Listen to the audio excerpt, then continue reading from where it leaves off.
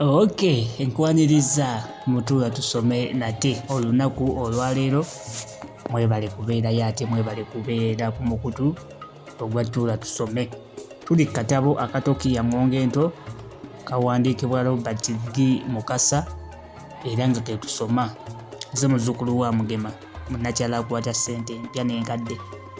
Tuli ku ssula ey'okubiri egamba nti mu nju temuba kkubo. Mu nju temuba kkubo. Omulema yamanya bw'agenda. Awo nga mu malya g'ebyemisana munyweze mabeere n'akabindo kaayo yatuuka ku kibuga. Abantu abaagifubuutukamu n'emigugu gyabwe nga bajjuza ekidyeri kiramba. Baasi eno yeetikkanga abantu ng'etikka ebisolo ne kalondawo ebintu ebirala okugeza embuzi, endiga, enkoko, emigugu gy'engoye, egy'embugo, ebibajje, ate n'ebiruke, emmere n'ebirala ebya buli ngeri ssaako n'eby'omu maka ebirala.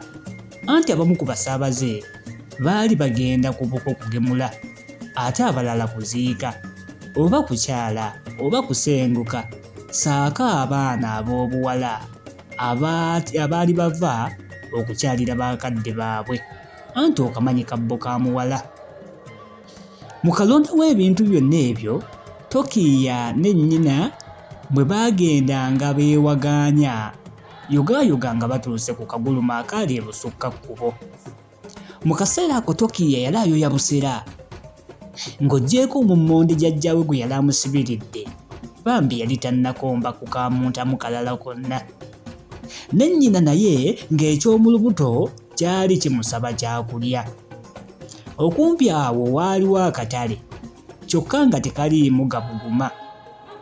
Jjajja wa Tokiya engeri gye yali omuvubi w'engege ate ng'atogga n'ensonzi, Tiina yasalawo okugula embwagulo bamugunye ezo. Embwagulo kye kyennyanja ekyanikiddwa ne kikala bye bayita embwagulo. Tuli mu tuwa tusome akatabo ka Tokiya ngonge ento essuula ya kubiri egamba nti mu nju temuba kkubo era nga tugenda nayo mu maaso bali kugyekuumirako. Baagenda ew'omusajja eyalina olutala lw'ebyennyanja.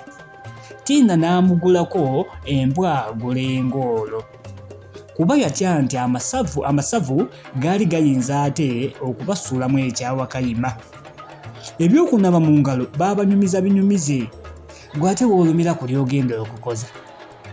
Tokiya omugabo gwe yagumira bubwa era nnyina taba kumukomako byandimukalidde oba byandimulakidde, anti omutema mpola gwali gumusiika nga gubula na kumunywesa mbwabwa. Bwe baamala okulya, Tiina yaddayo ew'omutunzi n'agulayo obusumina bwe baali balina ate okusulira, anti munnange bwe zikusanga ozigumira. Omutaka lubuto nga bamaze okumuwa kye yali abanja, Tiina emmeeme ate yatandika okumuwoleza kubanga mu kibuga yali talina mumanye, ate nga n'essaawa zaali zisoose okwewerekera. Kale nno yasalawo anoonye ekifo we banaasula ng'enjuba tennagolooba. Tiina yali mukazi muganda, ng'enjogera egamba nti mu nju temuba kkubo agimanyi bulungi ddala, ate n'endala egamba nti abuuza alagirirwa nga naye agimanyi. Kale yasemberera omuvubuka eyali amulabikira okubeera omuntu mulamu n'amusaba amulagirira awali ebifo ebisulwamu abatambuze.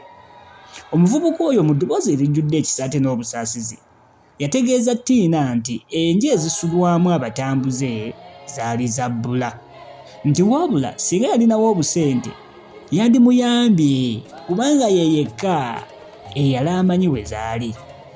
Tiina yeewuunya ekisa ky'omuvubuka ono era bwe yamanya ssente ezaali zeetaagiddwa kwe kukka mu ndyangayi n'aziggyamu n'azimukwanga.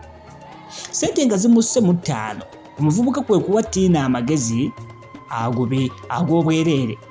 Yamugamba nti nnyabo, ng'otuuse mu kibuga nga kino teweesiganga buli muntu gw'osanze kubanga ekibuga kyakulyaŋŋana. ng'amaze okuwa Tina amagezi ago, kale yamukwasa ensawo ye era n'amusaba agikuume nga kalira ka mwana mbu kubanga ku kibuga ekyo ababbi baali bakubanga misu. Kazzoolo amusibako amatu g'embuzi okumuliisa engo. Tina ng'amaze okweyama okukuuma ensawo eyo obutiribiri, omuvubuka yabalaga akabina. Kale lwakukayita kabina naye mu butuufu akabina tekaaliko, anti yali wa muserebende. Oba beebo ennaku zino bwe bagamba nti empisi zaabakuba empi, kale ggwe nange. N'entayi teyasala lujja ng'eryatutte omuvubuka lireese agasajja mpala kitale. Ekyamukanga, omuvubuka oli Tina gwe yali tabuuzizza na linnya lye yali agawondera ng'ali mu nnaku era ng'alabika ayozezza ne ku mmunye. Gasempappe gaali gatunula bijiijidde ng'embuzi ekaabira amalagala, nga bwe gaseka era nga bwe gaseka oyinza okulowooza nti gakaaba bukaabi. Bwe gaatuuka Tina we yali, omuvubuka n'amusongamu olulwe nga bw'agamba nti bassebo yeeyo, era eyo gy'akutte mu ngalo y'ensawo yange ddala. Kale mazima kati n'abakazi batandise obwakyala kimpadde. Amangu ago gasempala gaagwa ku Tina ekiyiifuyiifu, omugole kyagwa ku nkyakya za bba, ne gamutulugunya ne gamuvulunga mu ttaka, era okutimya n'okuzibula nga Tina takyafaananika. Obusente bwe yali asigazzaawo gabumukwakulako, n'obusumina ne gabulinnyalinnya. Kale ye Tokiya yaddamu kukaaba na kuwoza nti maama mumuleke, nze maama mumuleke. Kale nga gasseddume amatu galinga agataddemu envumbo. Mukazi wattu Tina yalaajanira gabugala gamuleke naye ng'asiwa nsaano ku mazzi. Bagamba nti eteefe, anti agasajja gaali gakyekola ekigenyi ate ne zireeta omuyise.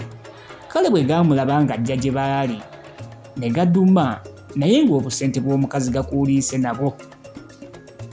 Nga yenna akankana, mukazi wattu Tina yannyonnyola omuzira kisooye eby'entiisa ebyali bimutuuseeko. Kale bwe yamumalirayo, musajja wattu yamusaasira era n'amuwaayo obusente obutonotono kubanga bwe yalina. Naye n'amutegeeza nti talina waasobola kumusuza kubanga yasolanga mu kanyigo, eddiiro nga kye kisenge, ng'ensula y'ennaku zino bw'ogimanyi. Kale yeeyongera okunnyonnyola Tina nti newankubadde eby'omunju tebittottolwa, nina n'abaana bana ate ng'ababiri ku bo bavubuse. Kale olw'obufunda bw'omuzigo, abaana mbasuza kumpi mu kitanda kyange wansi, anti munnange omuyonjo omutono gukyamya enkoko eky'ensuti. Katonda yandituwadde ku ssente y'embeera ne tugivaamu. Ng'ekisenge ky'eddiiro kateni yeeyawula ekisenge n'eddiiro, bw'eba weeri ekigere kimu obeera mu luggya.